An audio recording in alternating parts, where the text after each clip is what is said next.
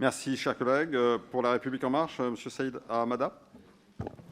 Oui, merci, Monsieur le Président. Alors, je ne reviendrai pas sur ce que mes collègues ont brillamment dit, et d'ailleurs pas forcément de la majorité, sur les efforts qui ont été faits, qui sont faits sur ce budget.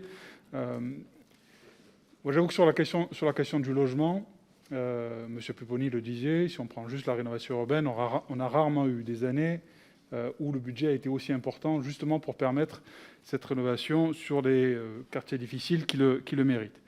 Je ne parle même pas de l'hébergement d'urgence, des aides de l'ANA, en augmentation aussi, du plan copro-dégradé. Donc on ne peut pas dire qu'aujourd'hui, il manque de moyens en matière de logement côté État pour faire en sorte qu'au niveau local, les choses suivent.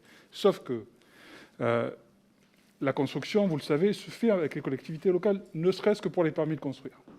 Et on ne peut pas dire que les maires nouvellement élus soient des maires bâtisseurs. On parle du logement social, j'ai entendu plusieurs collègues aujourd'hui l'évoquer. Le logement social, pour qu'il se construise, il faut aussi des permis de construire. Et si je prends juste l'exemple que je connais bien, celui de Marseille, je peux vous dire que les permis de construire, aujourd'hui, on les compte sur les doigts d'une main. Et donc ça pose une vraie difficulté aujourd'hui à faire en sorte que ce que l'on veut au niveau national, ce que l'on souhaite impulser de manière collective, puisse prendre,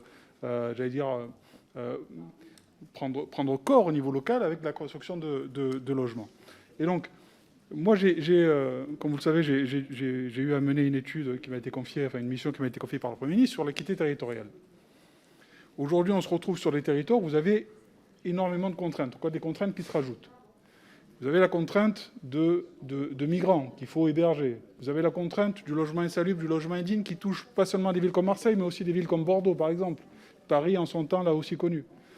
On a la contrainte aussi, liée au confinement, effet indirect, que certaines villes moyennes, mais pas que, deviennent attractives. Et donc, vous avez une pression sur le logement.